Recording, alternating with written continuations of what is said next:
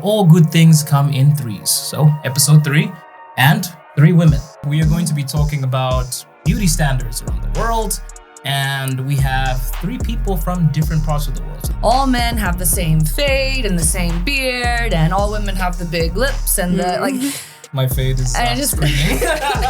Because of slavery, there's a lot of colorism. just completely destroys the brain when all you see all day are fake images of people and who, you're supposed to kind of hold in high regard for what? What did they do? Absolutely nothing.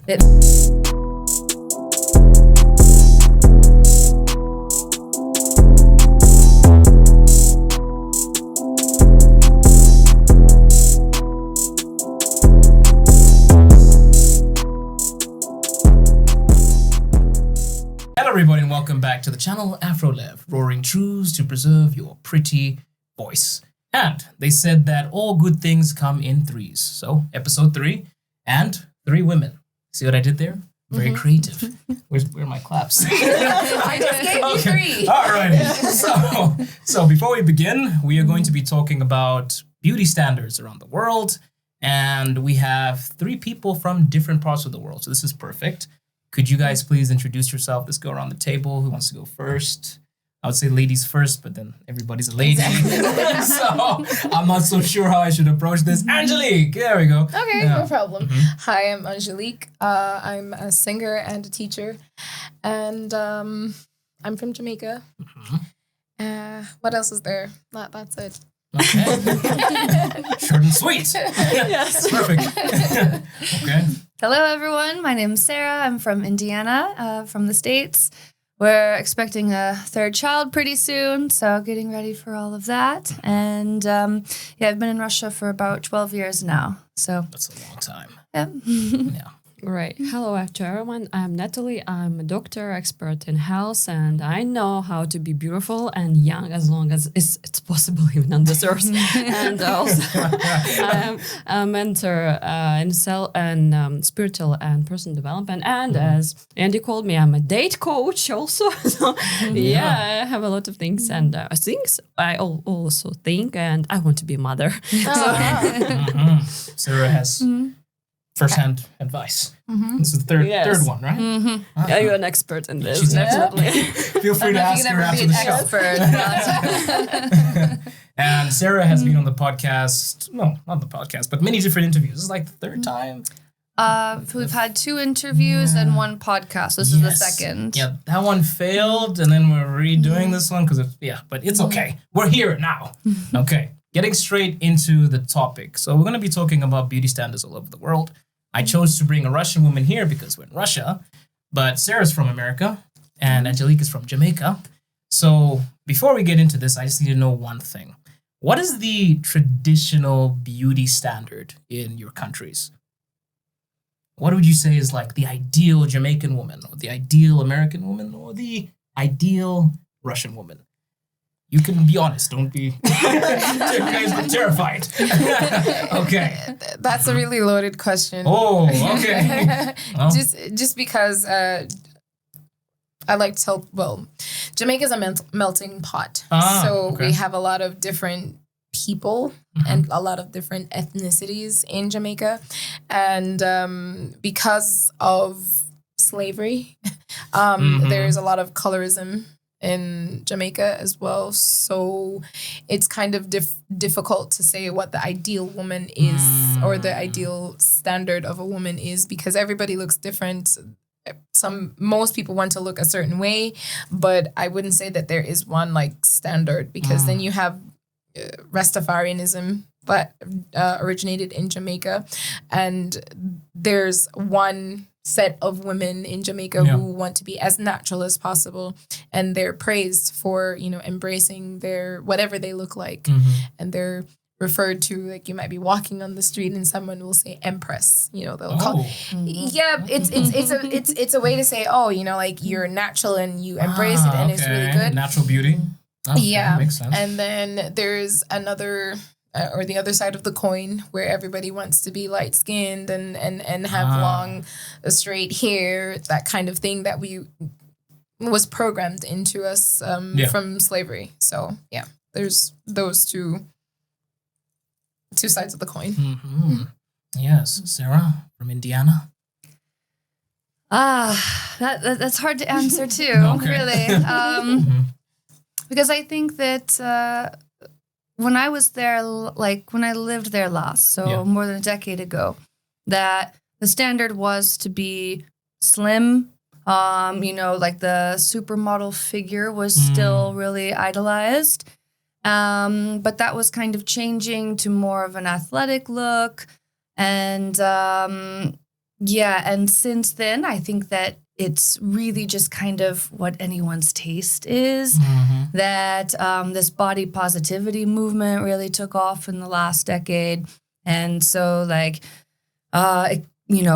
being very slim or being like more athletic, having a little more meat on you, or especially, the Kardashian look now that took over, I think, over the whole world. But Africans will tell you we had it first. Like she stole it from us. That's true. But that's another podcast topic. Yes. Definitely tan skin, I think, has always been a thing, that it hasn't, like being really, really pale hasn't been such a high rank on the beauty scale. So unfortunately, that was always something I struggled with. But I think that that's still really valued, as having this nice tan, which of course is very different in different parts of the world. Yeah. Okay. I completely agree with girls. It's really difficult because it depends. But what I can say about Russia, it was always popular for girls to be feminine, yes, and it means like it's dresses, maybe skirts, like feminine clothes. I mean, and also it's tidy girl, and she should be maybe not slim, but fragile frame, maybe like, and also I think it's more popular in Russia to have long, beautiful hair. So. Something like this. And of course to be like, I mean, like these beauty standards, for me, it's very connected with how you feel inside. So it means like you should be kind, maybe a pretty smile, something like this. And not so many makeup, like a little bit, not just too much. Like I see. More of the natural look. Yes. Sounds like my country's taking cues from every place. Because I guess where I'm from, the ideal woman is basically what the Kardashians think is an hourglass figure. And for some reason, like just like Jamaica, you have people on the side of like, light-skinned black girls, or other people like, no, dark-skinned. So there's this battle. And I guess people are sort of like understanding that they should be more, comfortable with the race. So it changes over time. But when I was a kid, there was something called a yellow bone. Yeah, they still exist. What's this? A yellow bone is basically a mixed or light-skinned black woman, and she's like the most desirable thing on planet Earth. So when somebody was light-skinned, mixed, everyone's like, oh my God, she's so beautiful. Regardless of how she actually looks, just the skin tone. It's like something unique. Yes, I guess because people... I guess also, to be honest with you, a lot of black men were kind of nervous to date white women. So that was like the closest thing. Like, oh, you see, she's light-skinned. She's black. But then she's light-skinned. So that's kind of, it's not so dangerous, But of course, I came from a place that was multicultural. So we had people from all over the world. But for the people that were never exposed, that was basically their idea. Even back home, they called them white people, which is strange to me. I'm just like, no, that's not how it works. But yeah. So kind of seeing that everything's kind of mixing together. So moving on to the next question. With the media influences so much. Has it affected your countries in any way? Has it influenced the way that people view beauty? I would say yes. I would say beauty standards are changing every day because of media, I see. It's kind of like you mentioned the Kardashians. I think everybody everywhere in the world now, it doesn't matter what you look like. Everybody's trying to look that way in some shape or form, you know, the hourglass figure. It was always a thing in my country, you know, we always spoke about having an hourglass figure, but I feel like I said, like colorism was always a thing, but bleaching was like a thing, or still is a thing. I'm told that it's still a thing now, where people are like, you know, trying to lighten their skin, and it's because they see that, you know, people elsewhere are doing it. Because on the opposite hand of tanning, like for you guys, I think tanning has always been like a thing. But let's say, for instance, China, they bleach their skin. They bleach their skin to be lighter, and then because they have these products that help them to you know, be lighter, and they say they get these results. Like Black people want to be light skinned, they want to be what we call browning. That's what it's called in Jamaica. Browning. Yeah. You're not Black. You're not white. You're browning. You're browning. Okay. Yeah. So, I think that's one thing that has changed. I think from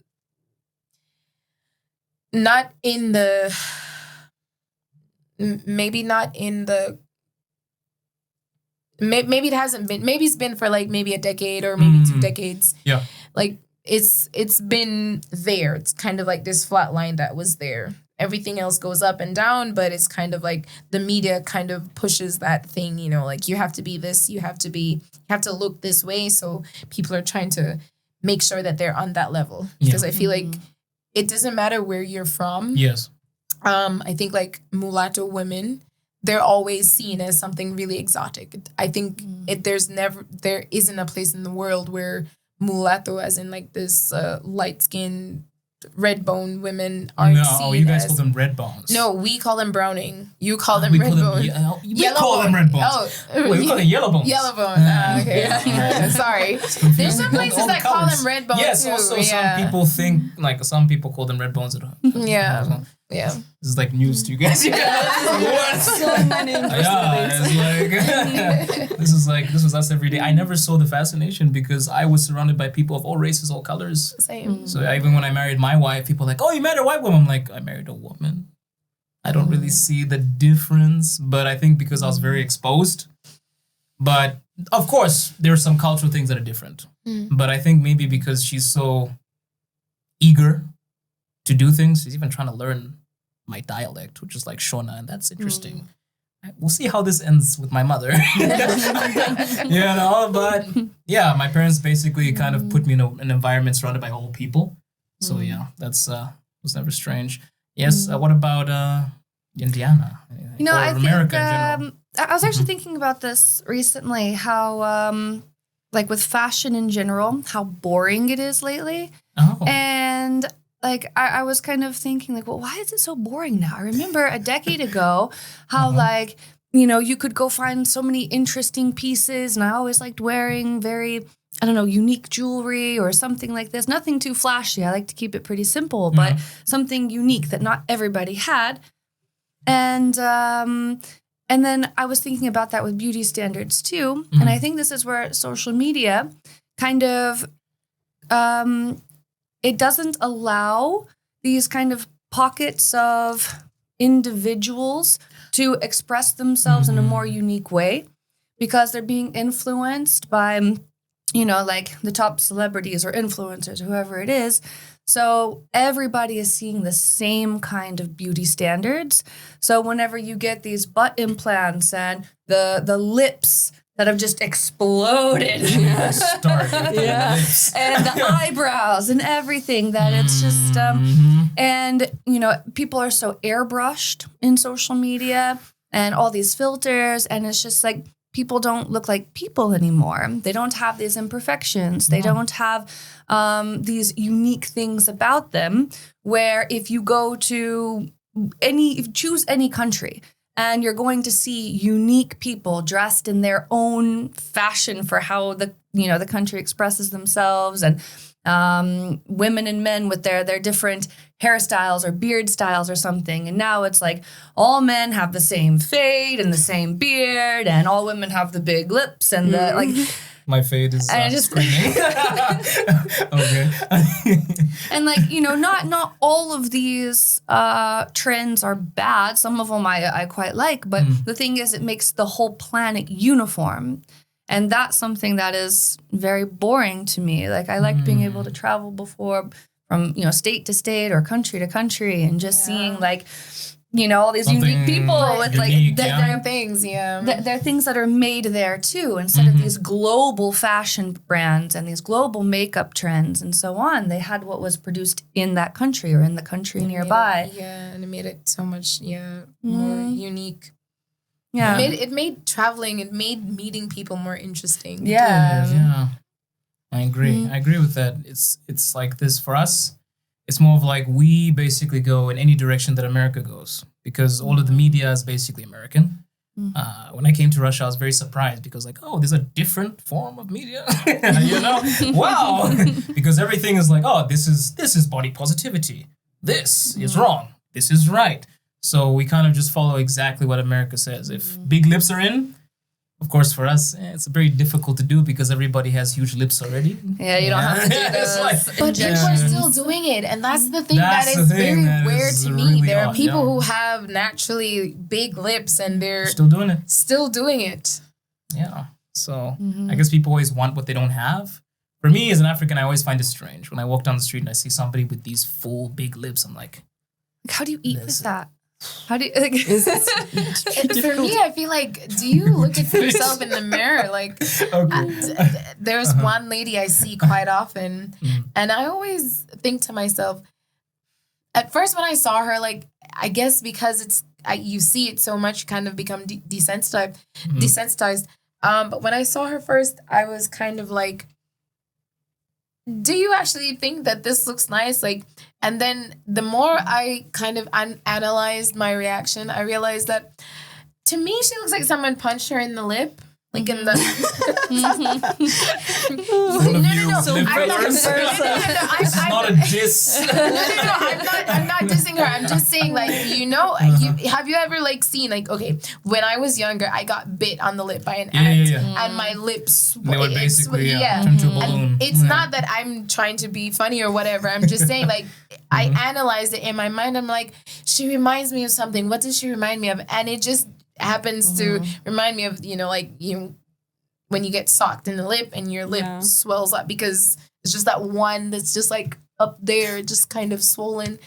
But I say that to say that for me, I wonder how people who do this see themselves versus how the rest of the world sees them, because I'm very sure that they think it looks absolutely fantastic. It's definitely not for us men. When the rest of us look at it, it's kind of like, I don't think they go from like natural to that though. I think they do a little at a time, and when you do a little at a time, you actually don't really see for yourself you get carried away as much. Yeah. I think it's the same like when you get tattoos, or maybe you cut a little bit of hair and then a little bit more. You don't understand the limits anymore. Oh yeah. Because I've had friends who have really thin lips, and they also got this done, but very, very tiny, and it looked beautiful. You couldn't tell. It just really like changed their face for the better. It really looked nice because without it they had almost no lips. But they knew where to stop. But I think a lot of times that people, they don't know where to stop, and they don't see that line that this time it's too much and to cut back. Like already this is something, it's more psychological, just like with people who are addicted to plastic surgery or something. This is an element of this body modification. Yeah, I completely agree because really what I see that, of course, there's Western countries influence on us. Yeah, I mean on Russia, but we have this delay in time because I see that like what we have now in Russia. I think Didn't it get was the update. yes, it was maybe Still loading. yeah, that's true, and this is a plus. So God. yeah, because I hope that our country will just see that we are doing this, like we copy, and we will stop in the right time. Because I see now that my friends starting doing all this, and as we said, they don't know where to stop. Because really, for some people, that if, for example, they have some, I don't know, imperfections, they can just a little improve it and it will be perfect. But if you just do too much, and this is horrible. And so for now, yeah, we have this influence, and it is not in a positive way because of the people, just personal. It's not like it's bad to make a surgeon. For example, if you was born with a problem, I don't know. It's great that we have surgeon and we can improve it. But when you do like everything, change everything, you really you hide your true self, and you lose your true self. So you become a doll. At least this Barbie Ken and all this. So even worse, because Barbie and Ken, actually they were beautiful dolls, but now with all these unnatural things, we become like copies. Robots, so pretty much clones. Yeah, this Pretty is much clones. Yeah, And especially if you're spending so much of your time on social media as it is, you look very different on camera. Yes. And so actually it might look kind of normal on camera. You look at it and think, oh yeah, my lips aren't too big, or, you know, whatever it might be, that, or my hair is not too white, or whatever you're going for. But then whenever people see you in real life, that's a completely different thing. The camera makes you look very different. Also yes, advertisement. and people, Yeah, pretty much. and people really they really afraid to show their real self. I mean, like without even makeup, they use filters all the time. Yeah. So even just this, so people are really afraid of themselves. Yeah, because the world is looking, you know, everyone we've become this kind of society that is used to seeing one thing. Like you said, everybody is trying to fit into this cookie cutter. So when you kind of step out of the box, there's judgment, and there's really loud judgment too. I mean, some people are strong enough to like overlook it, but majority of the people, they're not, I would say, strong enough to overlook and try to be themselves. So what I find now is that people are doing small things to show their individuality. So like now, especially, well, I've lived here for 10 years now, so I can say what I've noticed here is a lot of people changing the color of their hair. They still want to look a certain way, but I see a lot of people like what's the word? Experimenting with color, especially like even older women, like me, like pink hair. Yes, Yes. and I Or mean purple. these ladies are not young. Like I mean like proper older ladies, like babushkas. I see them all the time on In the Africa, we street. say at your very big age. Exactly. Coming to nature again. Right, but I think, you know, they're also like, you know, trying to experiment, trying to feel, you know, trying to feel young. Yeah. And so for some people, like, you know, like for me, I like to change my look quite often, but I think I express myself mostly like with my nails. I always do something That's very different. beautiful, by the way. Oh, thank you very much. They're I very wanted to covered in compliment paint you to the today. right moment. I was trying to compare them to something, but I trust. Yeah, no, they look really nice. Okay. Very well kept. Yeah, well, now they have paint because I was painting today, but you know, a lot of people are looking for like really tiny ways. Like you said, like some people like they just go for like the one piece of jewelry from somewhere because everything kind of looks the same now. So the only thing that is really unique is like the really tiny things, you know, because as human beings at any point in time, you're going to want to feel like an individual. Yes. Yes, you have to conform, but there's always going to be something that you need to do to, you know, bring your voice out. So I feel like that's something that a lot of people are doing to show their individuality. It's might be subtle, but most of the time it's there. Plus, I think there's so much more pressure now on the appearance that people are just not working on actually the inside. They're not developing themselves as people, not learning, not taking up hobbies or doing different sports or like you said, how, you step outside this box and you get scrutinized, that people aren't wanting to put themselves out there and risk that when they try something new. And if all of our attention is placed on how people look, then there's no incentive for people to actually get smarter, get healthier, do things like this. So I think in this way, like social media, especially for teenagers, is just absolutely horrific and should not be allowed whatsoever. And I know some countries and some governments are trying to, separate this.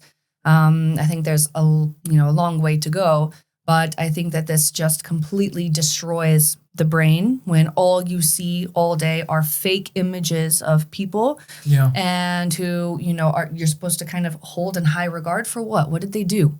They nothing. They can put they spend 3 hours putting makeup on, and you're supposed to worship this. And then what? And then you can't do anything for all day because your makeup's gonna rub off on your clothes or something, and it doesn't give people a reason to really to work on themselves, to become better people. Focus is actually that's true beauty is inside, yes, and if you work with that, so it will spread from your skin and people will see this light, beautiful light from you. And confidence, I think, is even more important because you can have a person who is mildly attractive, let's say 5 or 6 on a scale, but if they are confident in themselves, it immediately puts them up higher. Yes. And same with people, they can be attractive, but if they're not confident and then it immediately makes them less attractive. Actually, that helped me. I remember that when I was thinking about that I want to marry sometime, and I was interested who really married this successful guy, and I saw that a normal women, they're not like this beautiful dolls and this natural beauty, and they marry them. And we're thinking, so it means that they have something inside. So it's more important than all the sleeps and all that. So I'll tell you now, as a man, beauty, it's a two-sided coin, because I see how so many people put so much effort, but an average woman gets married really fast because I guess the personality keeps the person there. Because a lot of guys, the first thing guys see, it's visual. And then it's what helps us remain there? What helps us stay? So I think a lot of women kind of miss the point by trying to look extremely, I guess, doll-like Barbie. And then maybe, as you said, inside, it's putrid. It's terrible. And then they can't maintain these relationships. And I think same with my country. People just basically view social media. And as you said, that's a strange thing. Women who already have big lips are getting bigger lips. Women who already have a big rear end are getting a bigger rear end. And it looks weird because already it's naturally there. And it's just okay, let's double pat that as well. So it becomes ridiculous because then everybody looks the same, but in a ridiculous way. If that makes sense. And I've kind of seen that people are so focused on just fitting a certain trend. Every time it pops out, they try to follow that. So, but we were talking about conformity. Have you ever been, I hit the mic, my bad. Have you ever been pushed to conform to something in your country? Someone's nah, don't wear that. That's terrible. Or no, you can't look like that. Do this. Do you guys have any personal stories based on culture or perhaps the current, atmosphere? I tried to tan. I tried. I wanted to tan so badly. I went to the tanning beds. Most people would go 10, 15 minutes. I could go about 2 or 3. And I really tried. In the end, it didn't work. But I tan better now that I've gotten older, but no, that was one thing. I was always so envious of the girls who would, they'd go like to Florida or something for spring break and they'd come back and they would just have these like sun-kissed looks. I'd come back and I'd be like peeling red lobster and have to put sunscreen, on my ears and my eyelids because I would burn. And yeah, that was one thing that was rough. Oof. But interesting. Thankfully, it's not the worst. There can be much worse things. You're trying to you were lucky. So you were trying to get more tan. People back in my country trying to get lighter. But you know what else is a problem? Okay. Teeth, of course. Braces were a big one. Everybody got Still braces. are. Yeah. Are they cool? They still, yeah. Now braces are cool. Yeah, in my country, they're like sticking them on themselves. You stick them? What? Yeah, they have like Like a fake. Yeah. They're getting fake braces, or they get this kit online and they just get the glue and stick it on themselves. Oh. Yeah. Whoa. Well, correct me if I'm wrong, but I think in Korea now it's very fashionable to have these like slightly crooked teeth. Yep. Yeah. And it's like, I'm okay, so well that behind. works. I'm married 'Cause now, so- I didn't want to I marry have no later. idea. And then there was that trend where people were filing their teeth, so everything was on the same level. Yeah. There was a trend that was going on when people were filing their teeth, like so that they wouldn't have canines. Everything would be like in one. I've seen it the other way where they've made them sharp. Yeah, that's like that was an Asian thing, but in America they were filing it, so everything was one line. Filing it? Yeah. At the hospital or like alone? Like they would sit home with a nail file and file their teeth to be one straight line. Horrible. Yeah. Man. I think that one was short-lived because people it's kind painful. of exactly. I mean, People came online and they were like, don't do this. What are you, a masochist? Don't do this. That's wild. Don't do this. Yeah. Oof. Yeah. So what was your... I wouldn't say it was me personally. For most of my childhood, my hair was straight because it just was the thing to do. Opposite, as soon as I was able to have autonomy over, my own decisions, I just decided that I didn't want to have straight hair anymore, and I grew my natural hair. But apart from that, I think makeup. I really hate wearing makeup, but there was a time when I would just put makeup on because it was the thing to do. I would put makeup on because, I was taught by my aunt who I looked up to. And she was like, you can never have a gentleman look at you and you're not, your hair has to be done, your face has to be done, da, da, da. I was like, all right, cool. So, like, I would put on, not a lot because I really hate makeup, but I would always, have some eyeliner, some mascara, something. Now I'm just like, no. Au natural. I'm sorry, but... I thought you had makeup on. Right now? Yeah, this is impressive. No. Okay. Yeah. Actually, I was trying to remember if I was pushed to do something, but I was thinking at first that I wasn't. But then I remember that maybe several years ago when I was alone, people keep telling me that I should wear more like open clothes. I mean, like to attract like men. cleavage? Yeah, something like that. And I was thinking like, no, I don't want to do that. And you attract a very specific kind of man. Yes, and I didn't want that. So yeah, and I was just said, no, I won't. And that finished like that. So. So are Russian women seeking to show more cleavage nowadays, or is that a thing? Or no, was it just like some people? Some people, okay. yeah. So yeah, but so I found this, and no, I decided that I want to attract another type of man to my life. So.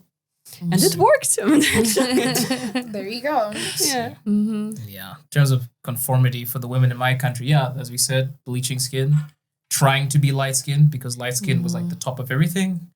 A lot of people straightening the hair thing too. It feels like every person I knew in high school and primary school tried to straighten their hair. And I was always confused. I'll see my sister put all this product in her hair, get it really straight.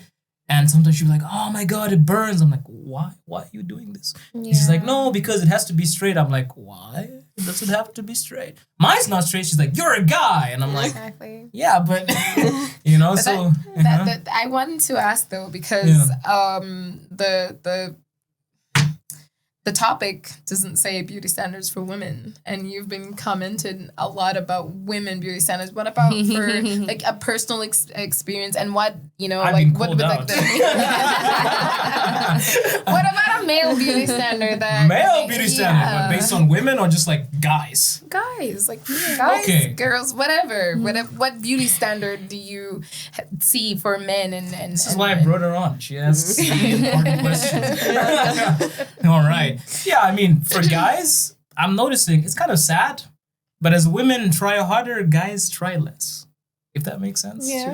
Because for my country, they're like, yeah, man, you just gotta have a big bank account, and then you get any girl you want. That's the mentality. Mm-hmm. Yeah. So we have pretty boys, who think basically, our idea of pretty is very different to the other side of the world. I guess because back home people say, if you have a nice haircut, you got a white t-shirt on and jeans and Vans, you're a good-looking guy. Maybe it's enough. Maybe you're fit, you got some muscle, that's fine. But I've noticed, like, as time has gone onwards, because back then, my dad used to wear these, looking cool back then, you would lift your pants up to here, and you'd have the white shirt, and you'd have big afro, and I'm like, oh my God, he's so handsome. And they put in effort. Mm-hmm. But now it's like the guys are like, man, the girls have to do everything. You guys have to look good for us. So I feel like it's the whole beauty standard for men is almost zero now, I think, in my country at least. Because people are like, women should do this. And I'm like, okay. Well, I'm not expecting, look, I don't think every guy should look like George Clooney or who do you guys find attractive? Denzel Washington. Or Brad Pitt, or Aaron. Yeah, but like I feel like it's nice to be presentable at least, but I feel like people kind of put that all on women in my country at least. So now the women are trying their best to follow all these trends to look good for the guy. But my dad was fly, man. Guy had the afro, the white t-shirt, I saw his old pictures. I mean, it looks strange now, but that was cool back then, like the Michael Jackson fit, that was nice. So it's kind of reverted. But for us, conformity for us as men was that we basically needed to buy original sneakers. It wasn't so much about the way we looked, it was about what we wore. Mm-hmm. So if we had fake sneakers on, you're not going to get a girlfriend, buddy. That's how it worked. So people would look, they'd be like, how many ticks does your Nike have? It's missing one. It's fake. Not so much about your appearance, but labels were like a status symbol. So in high school, when we had these, what do they call them? Those days when you don't wear your uniform and you come with like your home clothes or like your jeans. Yeah, like a jeans day type of thing. Mm-hmm. So every guy would go to the store the day before, buy their FUBUs, their Supras, their Adidas, and it doesn't matter how the guy looks. The girls just pass by like, oh my God, he's wearing the new Adidas, the new Nike Airs. Oh my God, he's so rich. And then it's like, the dude has a girlfriend the next day, And then, I got my first sneakers. That was FUBU, because I wanted to support the community, for us, by us. I was like, okay, first black-owned, black-rated shoe, right? Mm-hmm. Yeah, so I was like, I'm going to wear this one. And it didn't work. Because I guess people had more expensive shoes than I did. So it wasn't meant to be. But for us, I guess for the men, it's more of like labels, or even now, labels are a symbol of status. Mm-hmm. You can be an 80-year-old dude that, I don't know, wears glasses and has a frumpy face, doesn't matter. But if you are wearing certain branded clothing, people are like, oh, this is a status symbol.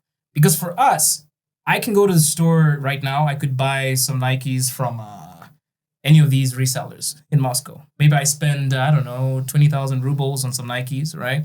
Back home, that's like 3 times more the price. So people look at you like, oh, you are basically loaded. So they pursue you. So yeah, guys, it's more about labeled clothing. That's you guys are like, oh, that's so strange. Yeah, it is strange. Well, I mean, yeah. Was that the same back in Jamaica or no? I would say no.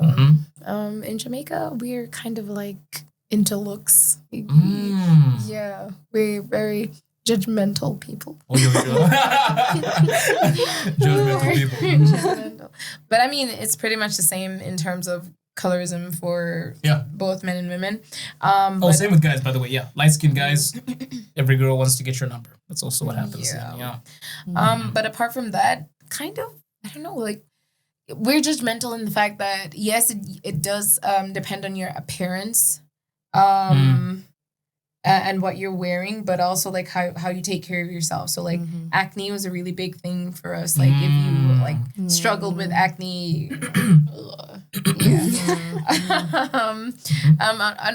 also like hygiene. Yeah. Like if you didn't have like nice teeth or like if it showed that you didn't take care of yourself, you know, that's basically it for us for where guys are concerned. It didn't so much matter like what you wore because yes, you have to put yourself together, but for us, you could be wearing just regular clothes. It doesn't matter. We weren't going around checking, you know, what was on your clothes. I mean, you know, like it would be a plus if you were, of course, clearly because but for us, it was more about kind of how it seemed like you looked after yourself, you know, like. And some of it was unfair because, like I said, acne. If you had like acne-prone skin, everybody would kind of be like, ugh. But also we found like nerdy things kind of attractive too. So glasses, like if you wore glasses, if you looked like you were smart, if you looked like you were heading somewhere.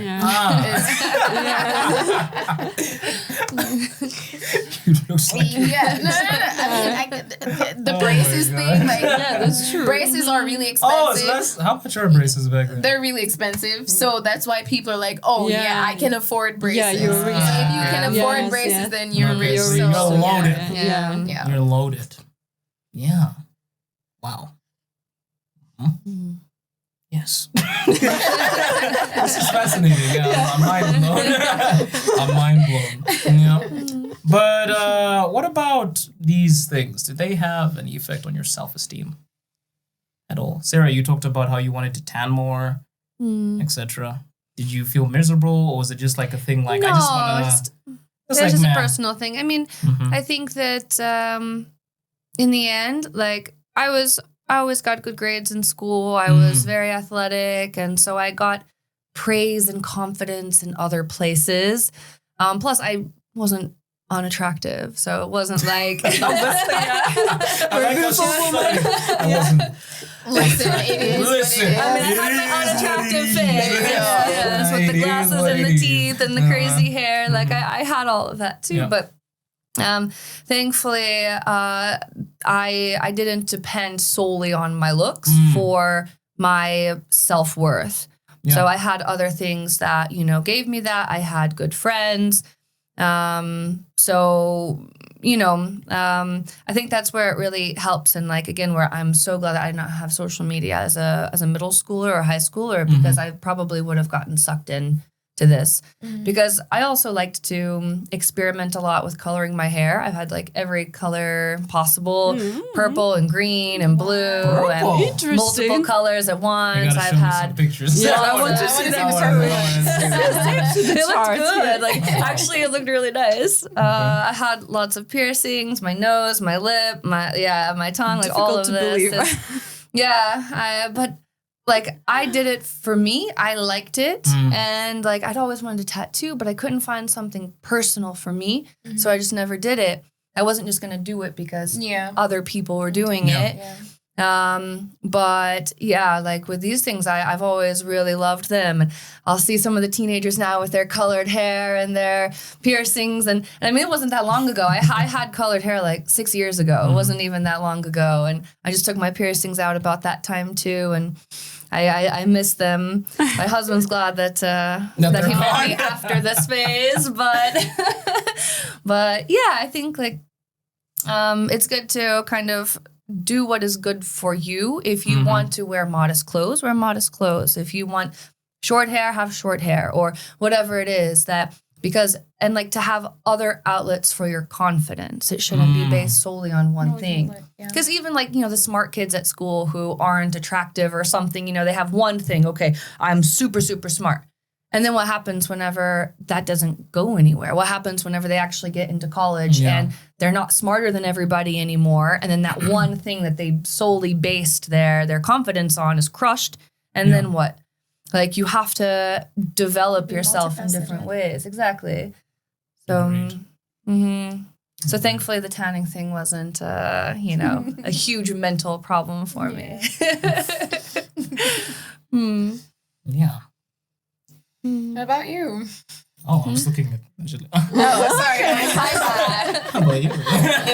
Okay. So we were talking about self-esteem or what? Because you mentioned so many things off a bit. It's a podcast. Talk as much as you. Okay. Because I was really interested. I was interested in the stories. No, it was really no. Actually, what I was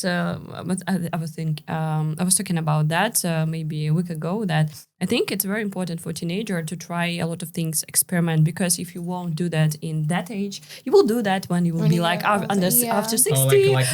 So a very big age. So you miss this teenage years when you wanted to experiment, but you had no opportunity because, for example, somebody told you couldn't do this and you wanted to do this. So I think it's great when you have this teenage years and you can experiment. Because I wanted, but my parents were very strict. I didn't want to make all this. I don't know, dye my hair in every color, but I was just wanted to experiment a little bit, but it wasn't allowed in my family. Oh, they were really strict, and I understand now that I want to allow my children to do something, but of course they should have limits, but they should try it because it's teenage years. You should do that because you should understand what suits you, what not, what do you want to like. It's this years is for this, just to do that. And about self-esteem, I think that about this influence especially. So if all this media influencing you very much and you just follow that, it means that really you should restore your self-esteem because you just don't know what you really want, what your soul want to. So you just follow, and you like with every time you follow more, you just don't know what you really want. Sure. Yes, and you try to just suit everyone, just please everyone except you. And in fact, and in the end, you feel miserable inside. So you look gorgeous. A lot of these girls, for example, as I'm a mentor with girls, I work with girls, and they come to me. They're beautiful, extremely beautiful, but they have so many problems. They unconfident. They always think what other people think about them. They can't find a normal guy and have a relationship. So they're perfect dolls, but they're miserable. So I think it's really important. So it's about beautiful standards too. So I think the most important beautiful standard to be confident. So we're talking about Sarah. So like you should feel that you're confident in yourself and how you look, what clothes you're wearing. So and you will just feel beautiful, and this is very important. Yeah, agreed. I'm moved, but I'm not a woman. I was taking note, but I was like, oh, wait. Maybe not for me. Maybe not for me. It's like, wait. Yeah, that's true. That is really true. Yes. But, I mean, I think that everyone you have your own, I would say, lane. You have your own your own path. We all have our own path. Something might work for you, but it doesn't work for me because we're not the same. And confidence will come when you kind of understand who you are. True. Like my daughter is now at the age where at first I was like, oh my goodness, where did I get such a confident child? Like she would go up to anyone and just start a conversation and should be open and willing to have a conversation. And now that she's gotten, in school and stuff like that, now she's kind of like really shy. She doesn't want to do this. She doesn't want to do that. She doesn't want to, try things or whatever. Well, she's 9. I don't know. Oh, she's 9. Yeah. She's so mature. Right. I was like, wow, okay. Right. Yeah, okay. She has a very wise mother, so it's understandable why. Wow, okay. I Well, was that's not just like the that at thing, 9. That's just the thing. Like now, I feel like you said that you wanted to try things, and your parents kind of told you that you weren't, allowed to do it. And I feel like, for me personally, having a child, having a daughter, I don't know how to tell her to go about, building her confidence, because I've always had my confidence from within. Like I've had a lot of people, close people who were supposed to be building me up, systematically try to tear me down. Yeah. But I've always been like, okay, that's what you think. That's what you think. I don't think you understand that it goes in one ear and comes out the other for me. What I think about myself is what I think about myself. It'll change when my mind changes somehow, some way. But my daughter, I don't know if it's a generation. I don't know. She's just a different person. But I'm concerned about, like how she views herself, how, society and people, she always comes and says, everybody says I'm different. Everybody says, I can't do this. I can't do that. I can't do the other. And I'm like, just ignore them. Oh, yeah. But it's easier for me to say than to do, So I really do think that there are beauty standards that impact self-esteem, especially for the younger generation, the ones who are developing, the ones who don't really know where to go. And every generation, there is that. Yeah. There's never been a generation where there wasn't some kind of, beauty standard that people were trying to follow and it was impossible to follow. But there is impact, and some of it is good and some of it is bad. But how do we change the narrative? I don't think there is an answer for that just yet. Very true. Very true. You told me to talk about my experience too. And process that. I know people are gonna scold me in the comments. Listen to her. She knows what she's doing. So I'm gonna listen to Angelique. All right. Yeah. I think for us, as I said, I came from a very Christian background, and basically we weren't so into materialistic things. So you can imagine how difficult that might be as a teenager trying to impress girls, right? So I guess the whole appearance of, like the high fade, like the perfect sneakers, that was like attractive. And my parents were like, you don't need that. You just go to church. That's it. That's all you need. Just go to God. It's like, but I'm depressed. God will help you. Talk to God. There you go. No, but I want to find a girl. God will bring one. God will provide. God will provide. So I was there like, no, Mom, God will not provide me with the girlfriend. But Nikes will. But Nikes will, Mom. Listen to me. So it didn't work out well for me because I was basically very conservative, very averagely dressed. I wasn't so into like, styling my hair, and because they were like very simple. My dad is a very traditional guy. He's like, you're going to cut it bald? That's it. Just wear any shoes. This is affordable. Exactly. Wear this. I'm like, no, Dad. He said, no. In my day, I'm like, yeah. In my day. In your day. I was like, I saw what you used to wear. Time changed. Time changed. But yeah, I think that was like maybe like a self-esteem thing because also I was very short. I was very short. Very difficult. Yeah, and most of the guys in my country are tall. So yeah, I was like that short dude at the back of the class. And I guess in our country, that is something that is also important. Height. Right. I think that's important everywhere. It's everywhere. Yeah. Because tall men definitely. Yeah, you never hear a woman saying, yes, I want a short king. No one says this. And I didn't think it was a thing. But yeah, I was back home and I was pretty much struggling because I was like 168 in grade 7. and that's short back home. And then the whole time, all the way through high school, short. And then when I leave the country and I go to study in China, 177. What's happening here? 185. I'm like, how did that even happen? But then people are like, it's too late. It's too late. You are, you know. So you're the short guy still. You're a short guy. Trust. So that was more of like a self-esteem thing because I felt like I was kind of like battling religion even. I was like, why God? Can't you just give me some Nike Air? Yeah, exactly. I don't even need the couple inches. Just give me a Nike.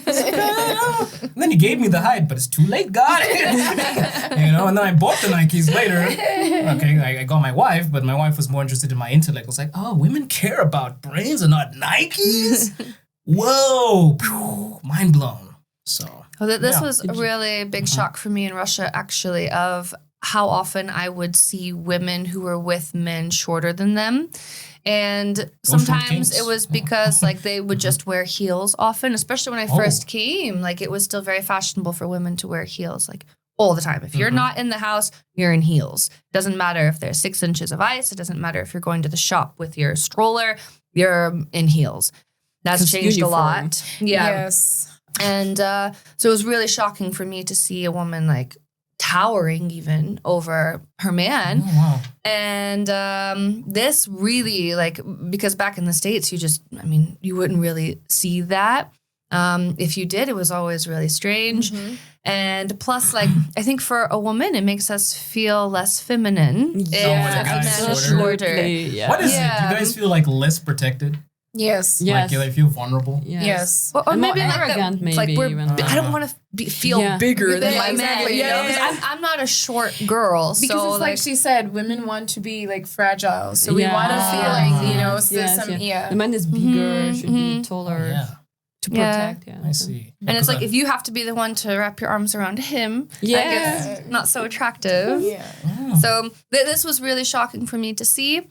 And it definitely helped to like lessen this, I guess, kind of fear I had because I'm 1.75 meters, so like 5'9", which is not super tall, but it's still tall for a woman. It is. And so actually finding men, especially outside of the States, like that were tall, there are some countries around the world, but in fact, so many men like outside of maybe a handful of countries are quite short. That the average height is like maybe 160 or 170. I lived in China. I could never find a Chinese man. That's for sure. Too late for that now. That ship has sailed. So no, this is a really big dynamic in beauty standards too, because of course, like a tall man, at least taller than the woman, is I think way more preferred. Yes, more traditional. It's actually interesting because one of my friend's dad gave me some amazing advice. He was like, what is the ideal guy? He's like, an ideal guy is a little bit ugly. Just a little bit. Not too beautiful, just a little bit ugly. I was like, what do you mean? He's like, no, like that masculinity. Same thing in Russian culture, my right? mom told me. A little me. bit uglier than a monkey? No. Right? Is that the same? No. It sounds another way. My mom told me that the guy should be just a little bit more beautiful than monkey. So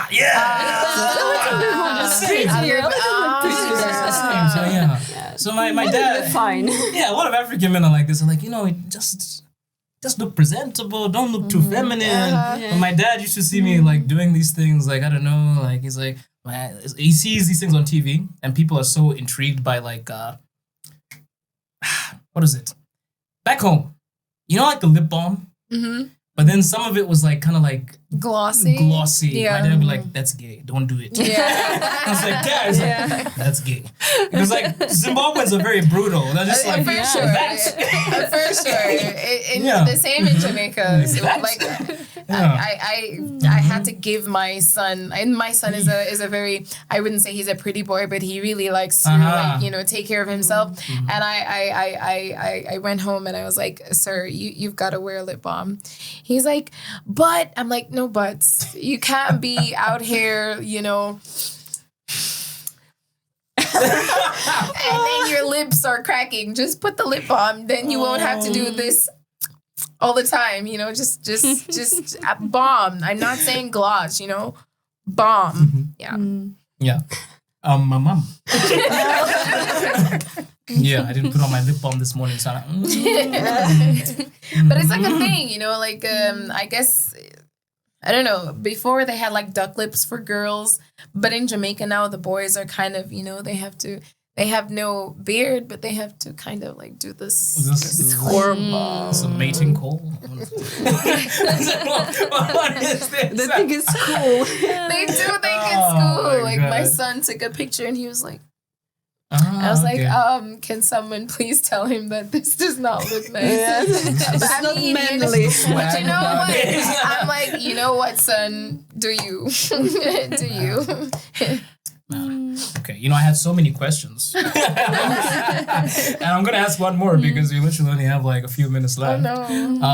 I'm going to just jump to the last one. Okay. Yeah. What advice would you give to people struggling with their appearance? Because you guys are basically giving me different beauty standards, different ways of, you know, being attractive in a certain place and also not conforming to that. What advice would you give somebody if they asked you, you know, I don't feel good about myself. How can I build self-esteem? What would you tell them? I personally don't know what I would say to Get someone. over it, kid. Pretty much. Snap out of it. I would start off with the question: What are you trying to attain? Like, what are you trying to get? Like, because I quite like the saying that we have in Jamaica that what is fear can be unfear. It means what is yours can't not be yours. Yes. So whatever is yours, it's yours. So if you're trying to find this husband, if he's yours, he'll be yours. You know, there are so many stories of people who, you know, met their loved ones on this and then someone, you know, tried that route and they, you know, got heartache and then they tried something else. The fact of the matter is that whatever it is that you're trying to attain, it will be yours. Okay. You just have to give yourself time, grace. I mean, confidence again is not a one size fits all. What makes me feel like you know, I'm great might be a mental illness, but what makes you feel like you're great is, you know, like you said, you're book smarts, but have different outlets for yourself. I see. We gotta speed it up. Natalia, you've already given advice to women about how they can improve themselves. Sarah, do you have anything to add before we end? Anything else? Well, like to expand on what you were saying a little bit is kind of to find the root of the problem. Like even yesterday, my oldest, she's 4, and she didn't want to go to school, and I didn't understand why. She loves school. And well, she had an allergic reaction the night before. 2 nights before, and her face was still a bit puffy. And come to find out, she was embarrassed by how she looked, and she didn't want to go because of that. And so after, you know, putting on a princess dress and a little crown and doing her hair all pretty, then suddenly she realized that it's not such a big deal and that it'll go away. And she was so proud today when she came home from school, and the puffiness was mostly gone. And so it's a lot about perspective. Yeah. It's a lot about what the problem is and getting to the root of it. And of course, like Angelique said, of having different outlets. So just being confident in yourself also, like what you had said, that if you are not confident in yourself, if you're not comfortable with yourself, then you can't be confident or comfortable in any other situation or with any other person, no matter what. You can't expect other people to build that for you. You have to do that yourself. You have to put in the hard work. And when you do it, it pays off. Wise words. We had 10 questions. We did 4. But I'm happy. We tried. I'm so glad that everyone came. Really nice to see you guys again. And I'm going to add all their handles in the description. Angelique, the woman with the voice of a goddess. Oh, thank you. Sarah, very intelligent thinker, does not need a tan. Thank you. And Natalia, the dating coach and healer and multiple other things. So we will put that in the handles. And thank you for watching. And as always, we are roaring truths to preserve your pretty voice. Ciao.